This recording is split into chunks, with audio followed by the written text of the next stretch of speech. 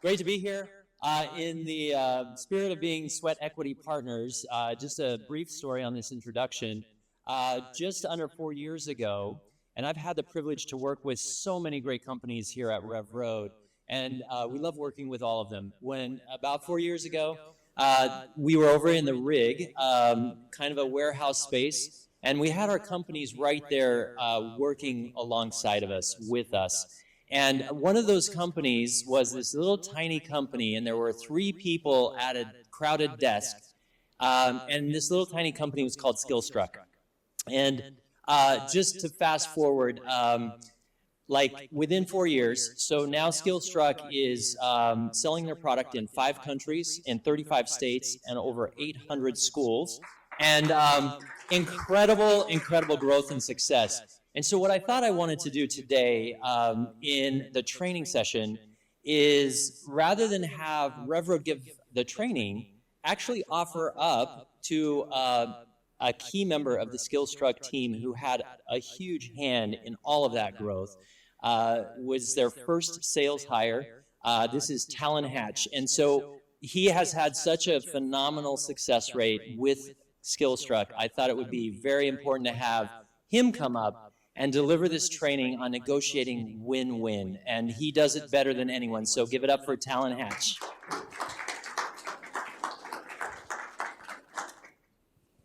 Hey, Phil.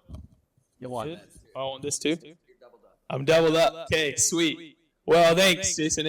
I appreciate the introduction. I don't know if I do it the best, but I've learned a lot because I failed a lot. And that's helped me find some success there. It's been really, sorry, I'm going the wrong way with my clicker. There we go. But yeah, I just want to, before we start to get anything, give a big thanks to Rev Road. Like Jason said, I was fresh out of school at BYU, and with our founder, Parker, had taken a chance on me and building out this company. And a lot of everything that I will share today and have learned has been large in part to the awesome team at Rev Road, who helped me learn a lot of this stuff and helped our team grow. And we're just super grateful for Rev Road and everything. So, but yeah, we'll talk through. I am from Utah. That's my family. My wife and I have 2 little boys, a 2.5-year-old and a 7-month-old. And that's why I got dark circles under my eyes, because the baby, he doesn't like to sleep very well. He's cute, but he doesn't sleep. But yeah, I just live in Layton now, and we love being up there. And Skillstruck, we work in K-12 school districts, so we work at a complex cell, right? You know, the fastest moving entities in the world are government, right? School districts are always the first to adopt everything. That's sarcasm, obviously. And, but I love what I do. And this is just an example of why, one of the small things of why I love working with school districts, because I get screenshots like this sent from school partners of, you know, what their students are doing, where they're using our typing product. Can I take an anteater in a fight? Typing product. And, you know, love seeing that with kids and the awesome educators we work with. We do K-12 computer science curriculum, and we have a new product of Chat for Schools, which is a safe alternative to ChatGPT for students to use in the classroom. So really excited to see that evolve and work with educators. But I want to share a lot of thoughts, so it's kind of pixelated there, from a book I've been reading and we've been focused on as a cell team by Kevin Davis, Slow Down, Sell Faster. It's a great book. I highly recommend it. We'll share some thoughts from this and some other insights, but want to put a plug in for that. And a big premise of that, or what Jason's asked me to speak on today, is on negotiating power. And before we get into the negotiation part of sales and working with people, I think it's always important to remember that your power of negotiation is a big reflection of how you've sold once the time to negotiate occurs. So it's not a one-time moment. It's a series of events and actions that have taken place throughout the sales process that will either give you a lot of power or no power once we get to that negotiation phase. So that's something that's really important to take into mind.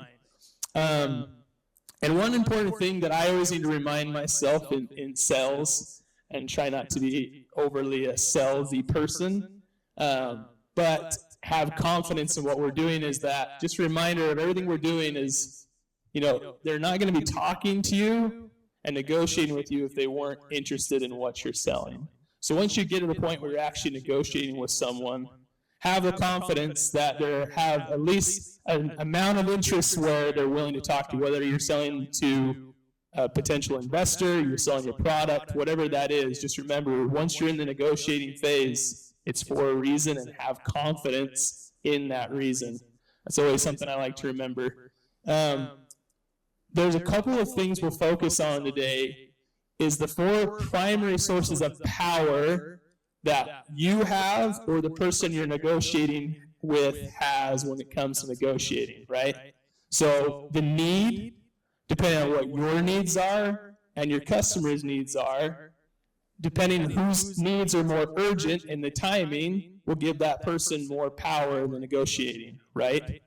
If it's a timely thing for them, deadlines impact greatly, whether it's the end of the quarter for you as a salesperson, or if it's the end of the fiscal year for the person that I work in. I work with government entities, so fiscal year and budgets follow as exact cycle, and they have to spend money at a certain time in order to keep that money next year, right? And so that's an important thing to keep in mind, that holds the balance of power of how much negotiating power I will have versus what they will have as we have those conversations. And so it's important to keep those things in mind, as well as options.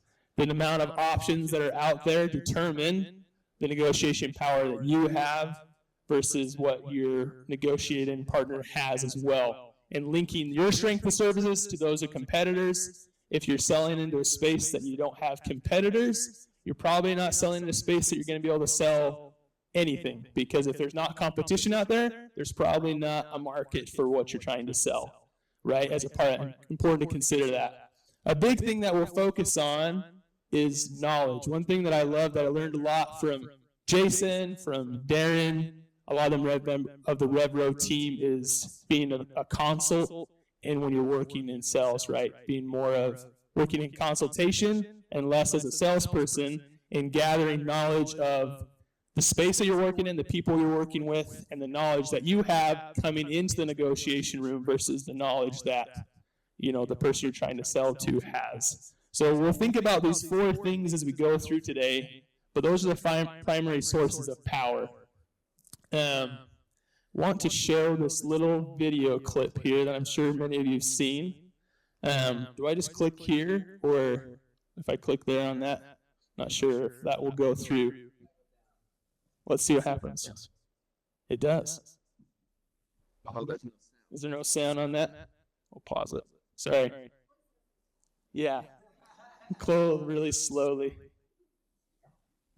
It's playing from the laptop back here. So, here. We'll do this.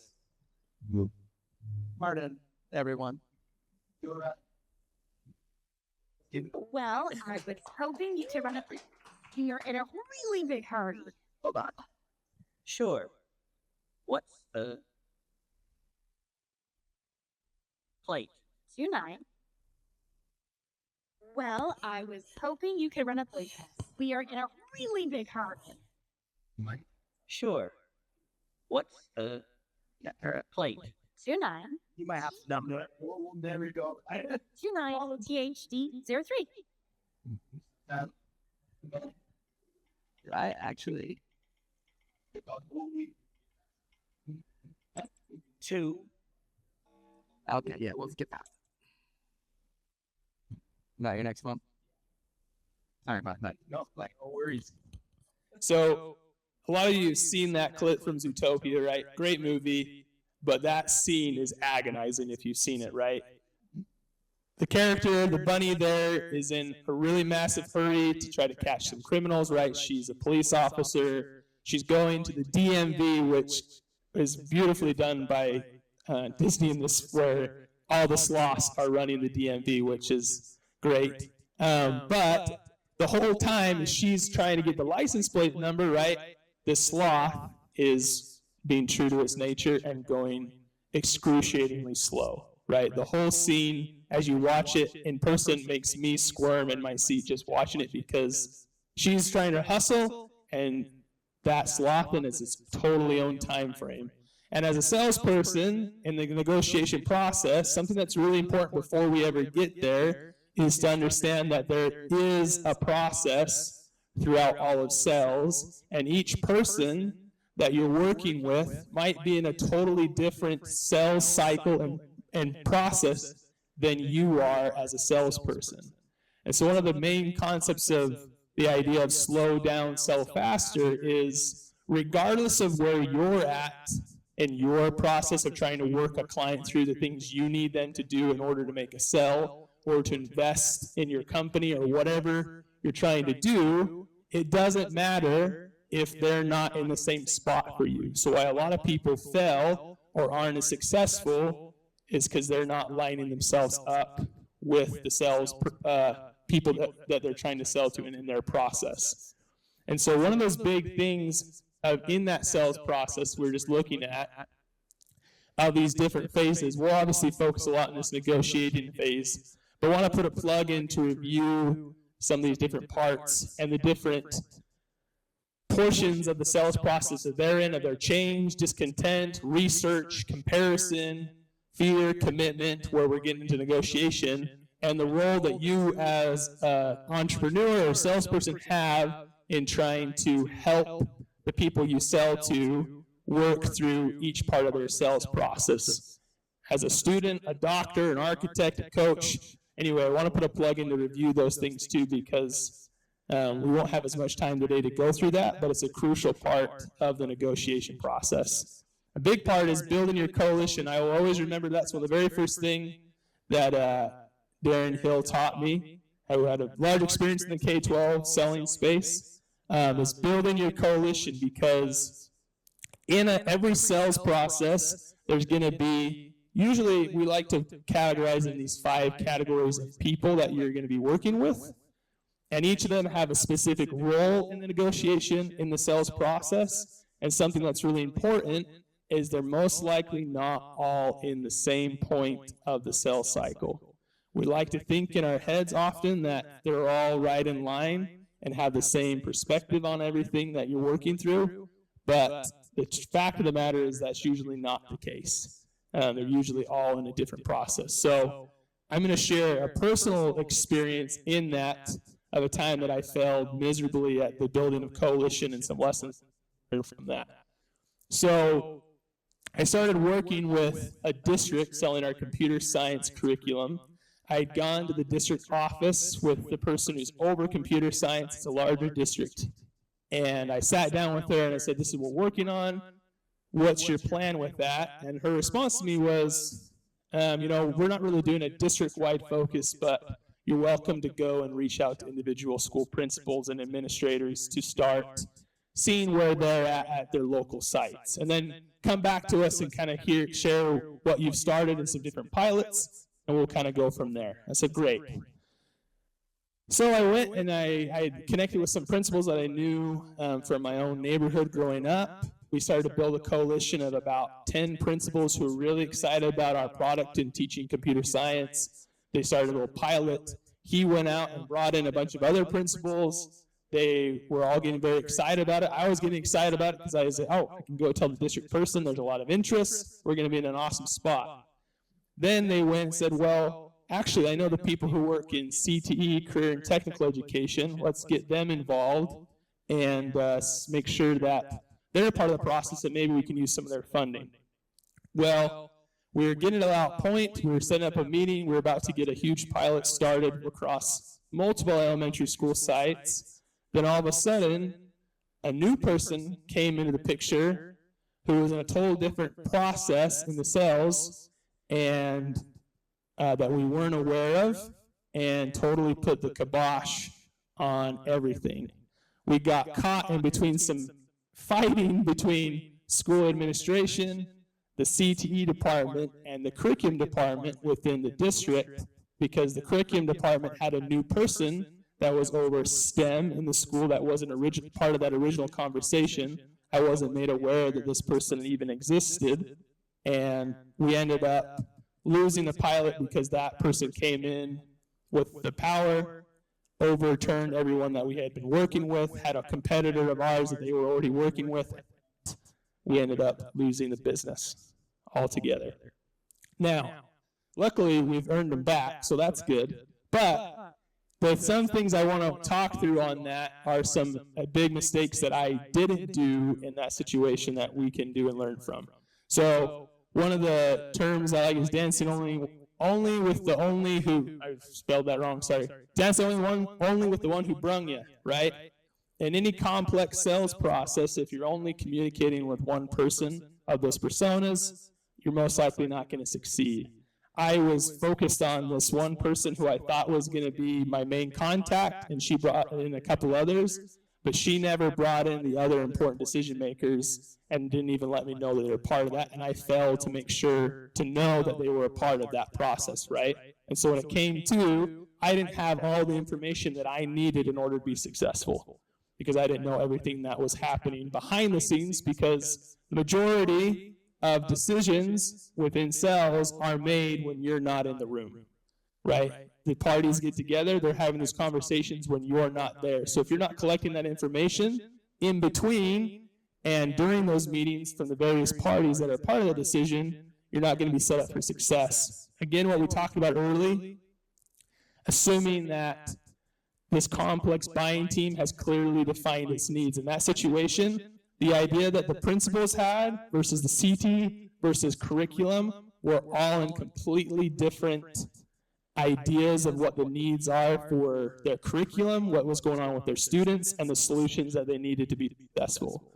And because I thought they were all on the same page and assumed, we know what assuming does, we don't need to dive into that, but I'm sure you've heard that phrase before, and it was true in that situation because I assumed they were all together and they were in totally different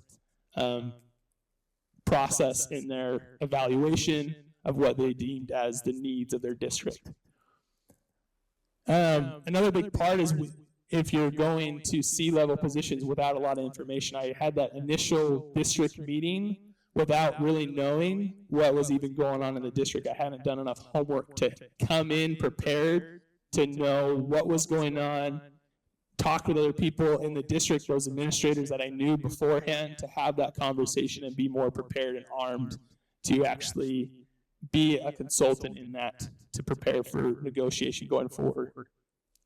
Don't ever antagonize the gatekeeper, whether that's the secretary or the person, or an executive assistant. Be nice. Fonzie, obviously, as was mentioned earlier, because they can either be your best friend or your worst enemy when trying to get to the negotiation. If you don't have a good relationship or you burn them in the wrong ways, then you're going to be paying for it later.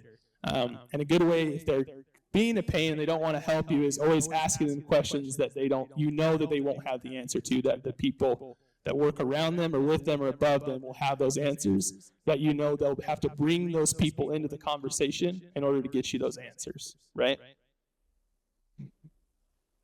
So that's just an important part as we think through all those different people as we get to that situation within negotiation.